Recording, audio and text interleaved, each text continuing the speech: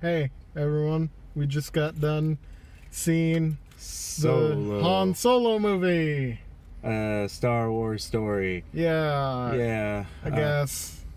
I mean, yeah, it's a Star Wars story. It's a Star Wars story. I mean, it definitely felt Star Wars. It felt like Star Wars, but Yeah.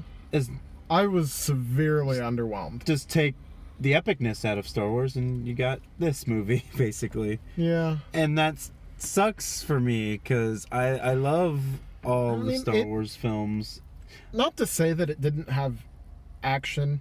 Oh, no, there was some good parts in this one. I'm definitely going to have to buy it on DVD because I'm a Star Wars fan. I have all the movies, and just to say, no, I don't have it on the collections, like, a bit of a, would be kind of a tragedy if I did not have it. But, I mean, out of all the films that have come out before this, it definitely lacks something. Okay, here's how I'm going to describe it. It is the X-Men Origins Wolverine of the Star Wars universe. Oof, I think that's a bit harsh, but I had that one planned since yesterday. Yeah, no, I mean, I wouldn't say it was. I mean, that's what they're trying to do. Yeah, no. Now that I'm thinking a little bit about it more, yeah, because there were some things I really loved about X-Men or Wolverine, the Origin movie, and then it was ruined for me, and I still own that movie too. But yeah, actually, the more I think about it, it definitely does kind of feel like that. Except there's not as big as a tragedy moment as it. No character was like absolutely ruined by like Deadpool was in that movie. But no, I'd say that's a fair assessment now that I think about it. And I mean, on top of, just plot wise, it's also, they're wanting to do the Obi-Wan movie. Yeah. As well, and I don't know who else they might. I heard maybe Boba Fett. I just read right before we went in there. I read that they just got a writer and director for a Boba Fett movie, and then I also heard Lando's gonna get his own movie, and that's actually one highlight I would like to say. Donald Glover as Lando Calrissian was definitely a highlight of the film. Oh, certainly. I mean, he's an excellent actor. Yeah. Anyway. And I mean, beyond him and Chewbacca and Han, not Han, the other guy. Oh, are you talking about Paul Bettany's character? Oh, Paul Bettany's character too. Yeah. Is it the girl? No. Beckett. Beckett. Yeah. Yeah, Beckett. Yeah, they were really great in this movie. But you didn't like the lead actor. I mean, to be fair, Han didn't feel like Han. Well, to be fair, it's not Harrison Ford. Even so, there were some times that I felt like he was like Han, though. I mean, I felt like Han-ish, but it's like, that's what was really hard. I knew going into this movie, and I was going to be like, it's not Harrison Ford, and I really don't want to do that. I want to keep an open mind. And I mean, I can get past the fact that it's not Harrison Ford, but the characterization is off. Yeah, I mean, one thing that kept bothering me was that twitching. The twitching that he does. Oh, yeah. Where did that come from? Yeah, he never really twitched, but yeah, I mean, there was definitely something off. Maybe that's what I was feeling. It was just Han just didn't feel too much like Han. Like maybe just a little. Maybe giving Han a full movie just isn't a good play. Because I mean, I know a lot of people love Han Solo. I love the character too, but I mean, I think the concept is fine. Yeah, but the execution didn't come off. Maybe that was it. Because I don't know. I mean, I walked out of that theater and it's like, I don't know. Like I was saying to you, right? We were walking to the truck. something was off, and now I don't know what it is, but it just felt off about it. I mean, I don't want to say it's a terrible film. I don't want to say that. Personally, I was kind of bored. Yeah, no, I could tell you film. were bored. And there were definitely parts where I was getting, like, this feels like it's dragging. And the actors, there was characters that were trying so hard to be funny. It's like, just stop. Just stop. You're not funny. Yeah. Um, Is there anything else we wanted to add? Because, well, yeah. Do we want to go ahead and go on? If you want to cut it like in half, or No, I'm not gonna. I'm not gonna cut it. I'm Okay. just gonna upload it as is. okay. So from this point on in the video, we are going to be talking about some spoilers. So click because away we- now. Well, I kind of have some things that I need to say that are that include spoilers for the movie. So yes, while the title does say spoiler free, we will be getting into spoilers past this point. If you haven't figured that out, I'm padding for time so that you have enough time to click away We're from stalling, the video. basically. Yes. And we'll probably put a slash somewhere in the title, maybe. It's like spoilers / spoiler free. Maybe. We'll put it in the description at least so you can find out if. And I think we've stalled enough time. Yeah. Sam, take it away. Okay.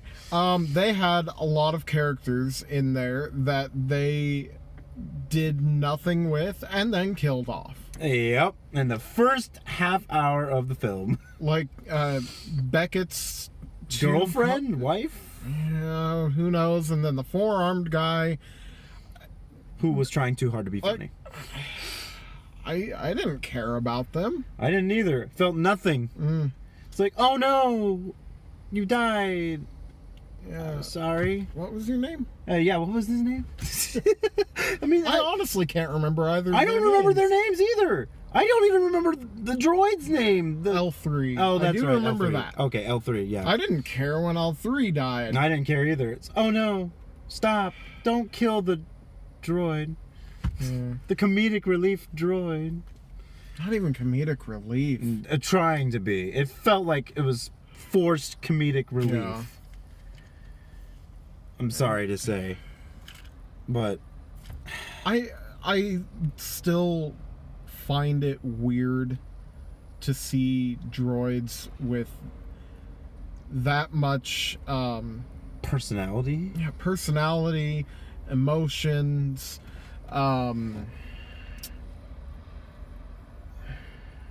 like giving them, you know, They feel more human. yeah, they feel the L3 and the droid from Rogue One. They felt too human, and that feels off to me. Mm-hmm. And I mean, no, I do like the droid. And that's my personal opinion. Yeah. No, I liked the droid in Rogue One, and I could forgive it for that because, you know, maybe this is going to be like a one-time thing. But when you're trying to repeat the same formula with different droids, it's like, seriously, now all droids are going to have a personality? I mean, to be fair, C-3PO and R2 definitely have a personality, but they don't feel like human. They don't feel as human as some of these newer droids are. Yeah, and especially C-3PO is a really interesting exception to the rule because, you know, C-3PO definitely has self-awareness Yes. and emotions, but I know what it is. What is it? It's the motion that the droids, yes, that L3 and the one from Rogue One have. yes. Now I can see Their that. motion is too fluid. Yes, That's what not as separates- robotic. Yes, Yeah. I see it. Yes, and R2. Well, I mean, he doesn't have much motion, but yeah, it goes basically to the robotic. ignoring Yeah. episode 2 when he flies. That Well, I like it when That's he a lot. flies. Well, no, that's a lot more motion. That is more motion for him. But yeah, no, he felt more. Yeah, that's exactly it. C-3PO and R2 feel more like droids. These new droids feel too human because of their movement and the way they act. It's too natural. It's too. Yeah, it feels like. I mean, if they're doing motion capture, you definitely can tell it. You can see that they're like they're motion capturing the droids and making it look too fluid. Yeah. But I mean, I don't really want to say that I hated it. I don't want to say that because I feel like I'll get torn apart. I mean, I won't say that I hated it, but I'm kind of neutral about it. Neutral, yeah. Because I don't want to say this film is worse than the prequels, because I know I'll get torn apart in the comments. How can you like Phantom Menace? It's the worst movie. Speaking of Phantom Menace, what the heck with Darth Maul appearing in this?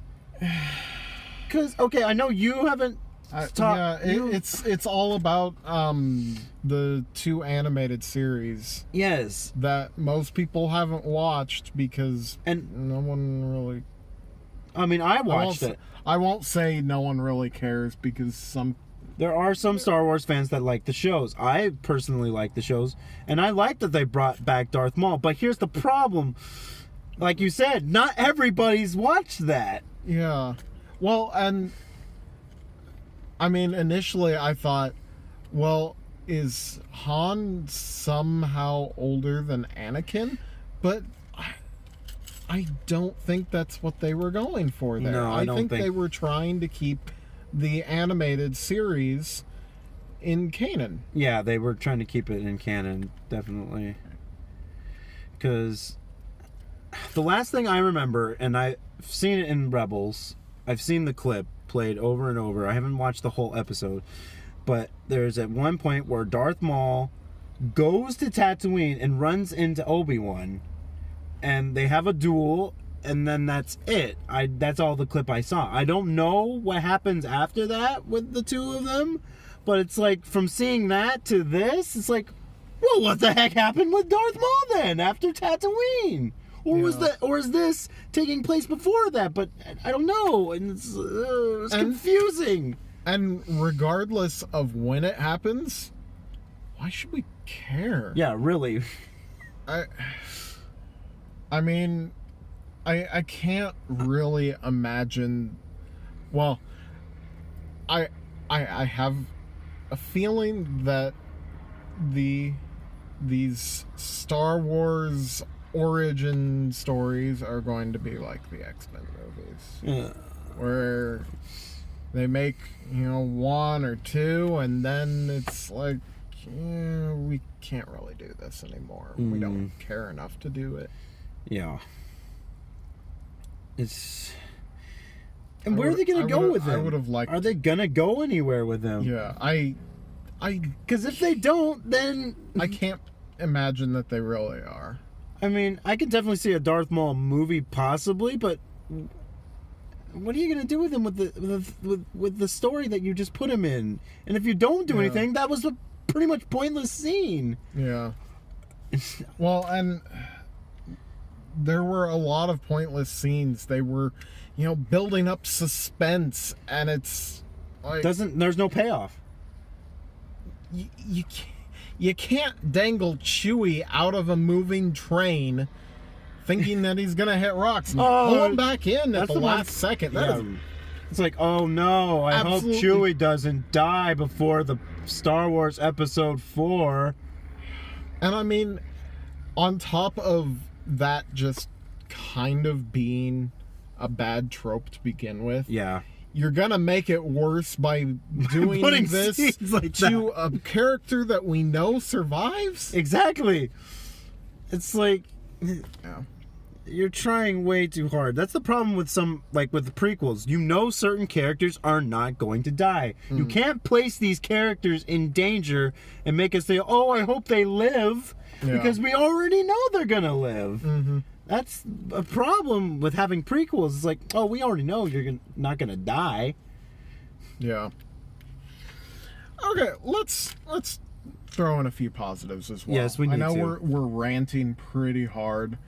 Yeah. I'll definitely say this: the effects are on par with like past Star Wars movies. Like the effects and the worlds are beautiful. Yeah, I was, you know, we're given nothing about what the Kessel Run is. Yeah. And you know, I thought this was actually a pretty great way to take it. Mm-hmm. I mean, there was definitely some plot armor in there to keep them alive, but as a whole, that entire sequence I thought worked pretty well. Yeah. Though I don't know about bringing the Imperial ship into the Yeah. in there was really practical, but Yeah, well, I mean, to be fair, Vader once made him go into the that asteroid field. Yeah. So, I mean, unless Vader's piloting the ship, Yeah, I don't know other suppose. reason why. Well, no, he couldn't have been. I don't No, think he wouldn't would. have been piloting the ship. Well, I mean, he wouldn't have been telling them, "I want a rebellion that's happening down there stopped. Yeah. Go there. I don't care how dangerous it is." But also, like we said in the spoiler-free section, Donald Glover, those actors. Yeah, there were good actors in here. They were just not. There wasn't enough development. Yeah, there were like, you know, maybe Donald Glover or Lando and Han were given some. Mm-hmm. I did enjoy the scene with the Sabacc game because I remember that Han won the Millennium Falcon in a game with Lando. We remember we figured that out in episode 5, and I'll give him this. I was like, when the first time they played, it's like, oh, this is when Han wins the ship, and then they pulled off that, oh, no, he didn't. It's like, oh, well, thanks for not making it that obvious. Yeah. And then at the end of the movie, he wins it in that game. It's like, okay, well, I'll give you that point. You definitely surprised me with that. Well done. And that was an enjoyable scene. Yeah. Both of those scenes. Both of those scenes were definitely enjoyable. I definitely like the ship. Millennium Falcon's definitely one of my favorite Star Wars ships in all of the. I kept history. sitting there going, the How's bit in the middle is wrong. Yeah, the bit. Why are they making that big of a mistake? But yeah, the escape pod. Oh, yeah. Yeah. Okay, I'm good. Yeah. No. Don't want to go on another rant. No. Which leaves the back in. I don't know. Sorry, my wording is wrong. But are we gonna actually do a full review of this, or is this gonna be counted as our full review? I don't know. Yeah. Because it's getting pretty decent for a review Yeah, video. we're at 18 minutes. Yeah, let's keep going. Yeah.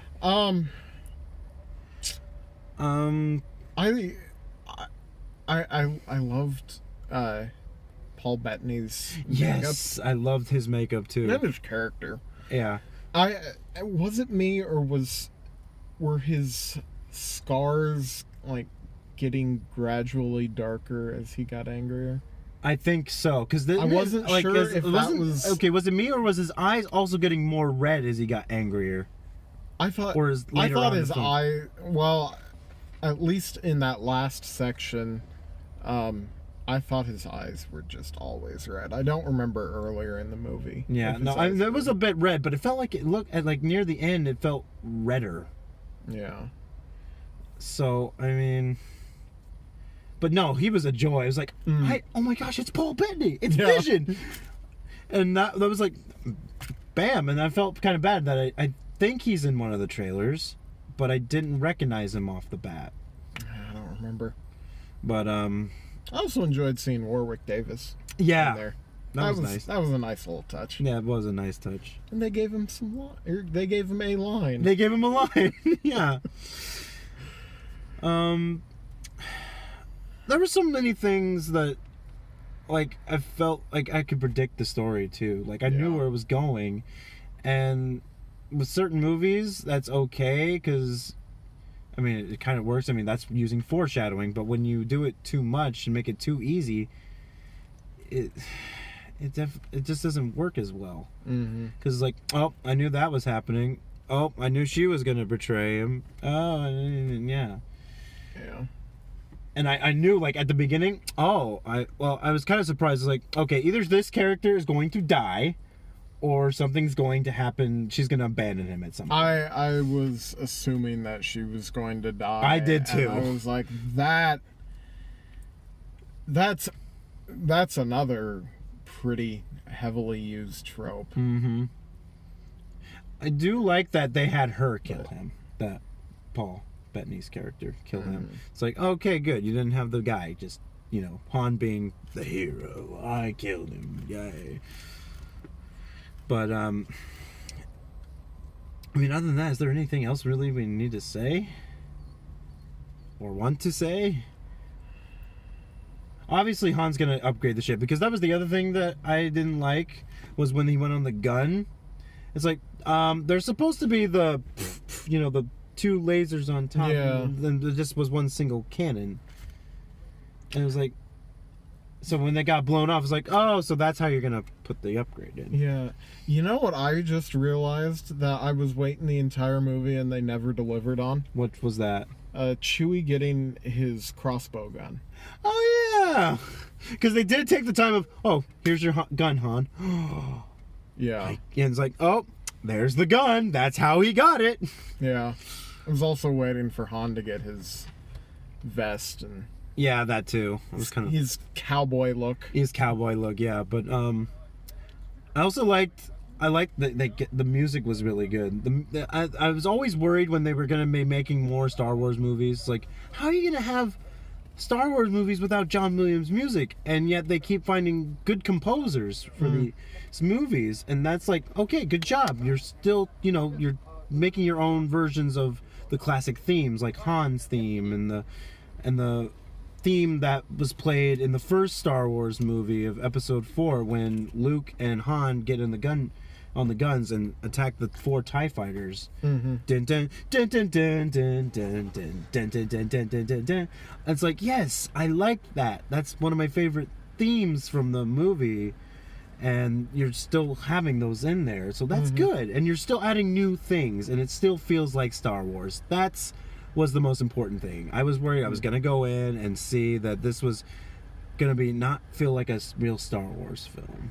Yeah. So there's that, at least. I was also... I was looking at the cockpit and going, we really could replace that with a couch. You really could. See, isn't it much more comfortable flying in here with this couch? Like, looking back on that is kind of funny. Yeah, it is. See, isn't this much more comfortable? Well, with that being said, I can't put my graphics up, but shall we give our ratings? we might as well. So, with everything being said, it's not terrible, and yes, it drags, and there's not a lot of character development. It's a bit clunky, but overall, it's still enjoyable to a degree, and like I said, I'm gonna have to get it on DVD eventually, but I think I might wait. I might wait till I'm not gonna buy it at full price. No way. I'm gonna wait till it lowers eventually.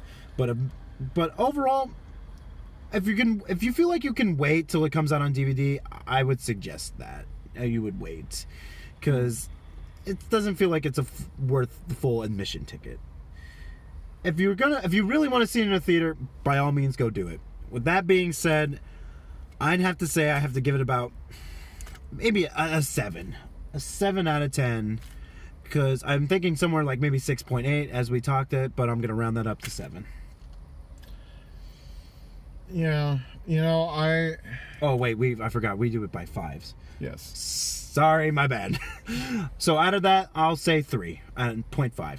3.5. I'm gonna say, hope you're good at math. Yeah, 3.5. I'm gonna give it a 3.5 out of 5. Yeah, there so little story real quick. There was a little bit of confusion, and I didn't realize that Ryan bought my ticket. Sorry. It was my fault. I completely misread that text. I thought he had bought it for him and Crystal, and he told me where he got the tickets, and I thought I was, he was telling me to let me know where to get, or which seat to get. And I was getting closer and closer, and I was like, I really don't want to go see this opening night. I don't care enough. And then at Deadpool. Yeah, Deadpool. Ryan was like, yeah, Crystal's gonna go see this later, after it's been out for a while. Like, didn't you guys buy tickets? Oh no, that one was for you. Okay, I guess I'm gonna go see it opening night. Yeah. Anyway, that's completely unrelated. My score is going to be a 2.5 out of 5. Fair enough. Which, I know, it's low, but But no, you have. it was a rough movie. You're definitely you're entitled to your opinion to that. So let's see. So 3.5 out of 2.5. Add that together, we get a 6. We get a 6 out of 10. So again, that's unfortunate. That is unfortunate. That's probably the lowest I'm gonna give any Star Wars film. Oh well, the ones that have been released. Ones that have been released, yes. And I don't care what people might say, but I like the prequels. Except Jar Jar. Everybody hates Jar Jar. Yeah. Everybody. We can all agree. Jar Jar sucks. Except maybe the Clone Wars. Clone Wars just... That one, yeah. The more I watch that one... That was an odd choice. But we'll get into that when we do those. Because it's getting late. I got to get to work tomorrow. I have to get to work tomorrow. So, with that being said, signing off. Bye. Bye.